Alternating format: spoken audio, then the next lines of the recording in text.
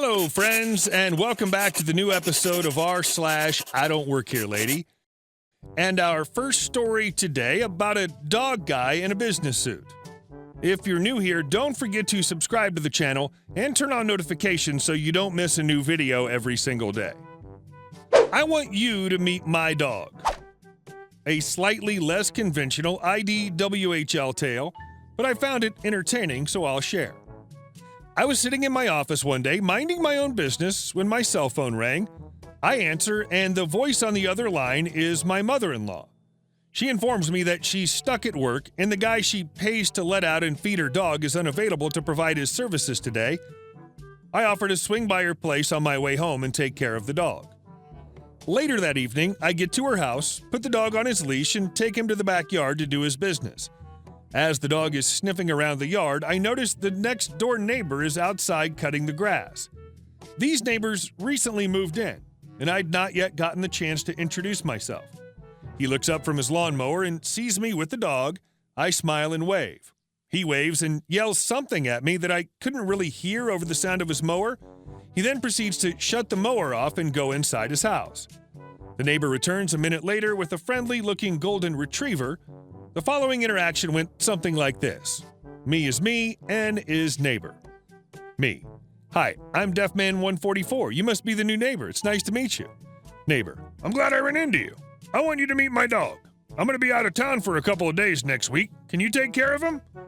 I'm really only doing this as a favor to my mother-in-law. But you're the dog guy. It's your job. I'll pay you. I'm not the dog guy. Like I said, I'm doing this as a favor. So you're not going to take care of my dog? No.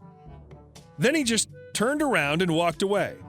I guess what made the situation entertaining to me is that having just left the office, I was still dressed in a dress shirt, slacks, and a tie.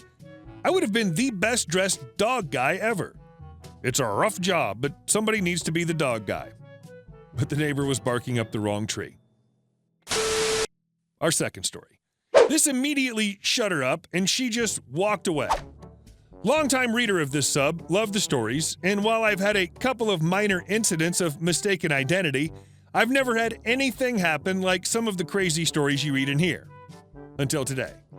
But after reading all of those stories, I'd thought of exactly what I would say if it did ever happen.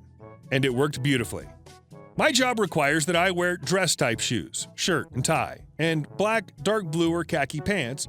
A belt must be worn, and I have a keychain that clips on my belt for all my work keys. I have something like 15 or 20 keys. Occasionally, I have to buy stuff for work, and Wal-Mart's right up the road, so that's usually where I go. I always make sure to wear something over the shirt and tie, because that's just asking for trouble if not, but I still occasionally get asked if I work there. Must be the keys hanging from my belt? Make me look official? I don't know. But those few times were simple, polite misunderstandings. So this happened a couple hours ago after I left work. I stopped at Wal-Mart for a few things, and it being winter, I had my coat on, zipped up so you couldn't see any part of my shirt or tie underneath, and since it was after work, I'd even unclipped my keys and left them in the car. I had a cart with some things in it already. I was almost done, in the ice cream section, trying to decide which flavor I wanted, when this middle-aged woman came around the corner and immediately started, not quite yelling, but close. You could tell she was already quite upset, and she was looking for some frozen pizza in the next row over, but there weren't any more pepperoni, just cheese. She had asked another employee about 10 minutes ago to check out back, but he never returned. So now she's telling me to go look, and while I'm at it, I should write up or maybe even fire the other employee that just left here. When she finally stopped, I said, I don't work here. You could see the spark of anger ignite in her eyes when I said that. She screamed at me. Oh, come on. This is bullcrap. I'm sick of you damn people not helping your customers. Just go look for the damn pizzas. Now, honestly, as soon as I saw that look of impending crazy bee, I got a little excited. I even had to stop myself from smiling because, as I said before, I've thought up exactly what I would say if this situation ever arose, and I was about to try it out. After she stopped screaming, I looked right at her and just laughed a little, which I could see really pissed her off. I saw that spark in her eyes again, but before she could start screaming again, I said, "This has to be a joke, right? I mean, I'm obviously a customer, with his coat on, pushing a shopping cart with groceries in it who's just trying to pick up some ice cream. I absolutely refuse to believe anyone could be stupid enough to think I'm an employee right now. So this is a joke, right? As the title says, she just shut right up, turned around, and walked away. I had the biggest smile on my face the rest of my time there. I kind of asked for it, but still. Once upon a time, I worked in pest control. Despite almost killing me more than once, I did learn a few neat things there, including which pesticides were actually worth a damn and which were little more than watered-down water. Several years later, I was at a local lawn and garden / nursery hunting down the right blend of doomsday liquids to take care of a wasp problem on the underside of my eaves. After settling on a dozen or so cans of a particularly potent insta-kill spray, they must all die, I saw an older couple a few feet away discussing which spray to use on their yellow jackets. They picked up a spray designed for killing wasp nests above ground and were about to walk off when my inner bug murderer kicked in and I got their attention and asked if the nest was above ground or below. They said it was underneath their foundation. I mentioned that I'd been in pest control a while back and the spray they had picked up was just gonna piss them off. I pointed them in the direction of some dust that would do the trick if applied at night. A little while later, I'm grabbing some fertilizer that my wife needs and I hear a familiar, "Excuse me." It was the same nice older woman, asking me about the best time to plant a certain flower. I explained to them that I don't actually work there and really have no idea. I just had a background in pest control and wanted to make sure they actually killed the yellow jackets without getting everyone stung. She understood and went on her way. A few minutes later, as I'm dragging a wagon full of wasp spray and fertilizer around, odd combination, I hear another, "Excuse me." This time it's her husband, and he asks why I didn't help his wife, or at least send someone over who could. Apparently they had to wait 15 minutes for someone else to come along, and he wasn't the least bit happy about that. I explained to him that, well, I'm just a customer who happens to know enough about pest control to know when someone's making a bad decision. He wasn't having any of it and insisted to speak to my manager. I saw an employee wearing a name badge not too far away and said, "Excuse me, do I work here?" She looked at me like I was crazy and said, "No." I replied, "Thank you." And the gentleman suddenly became very apologetic, thanked me for my help with the pest control, and went on his way. No harm done. Hearty laughs for myself and the employee when I explained why I'd asked that question. I haven't offered friendly advice to other customers since. You are speaking to the manager. I used to work for a well-known fashion brand as an accountant. My title was very posh-sounding, but I was an accountant. My nephew was studying fashion, so to help him, I got him a job in one of our higher-end fashion brands. It carried knockoff designer clothes, but designed by the actual designer. Something like a dress to be worn to the BAFTAs, but more affordable. My office was around the corner from where my nephew was working, so some days I would drop by and give him lunch. On this specific day, I was just about to open the shop's door when I was pushed out of the way by some 20-something Karen or Becky with a bad dye job, dressed head to toe in knockoff designer gear, from her Louise Vuitton bag to her Canel ballet flats.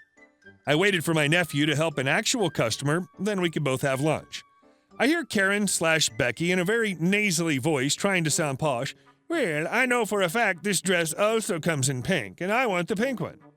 Now I'm nosy, so I walk closer to see how my nephew handles this. He politely just tells her that this specific dress is only available in dusty rose, and maybe it was another designer she was thinking of. Again, the nasal voice. "Well, online you advertise this dress in pink, so I want to discuss because it's false advertising." Right there, I decided I would intervene. In my sweetest voice, I asked her, "Is there a problem here?" She obviously was a bit thrown by this, but since I'm dressed in a suit from our brand, she probably thought, "Manager. Yes, I want a discount for this dress because you advertise it online as pink, and this is not pink."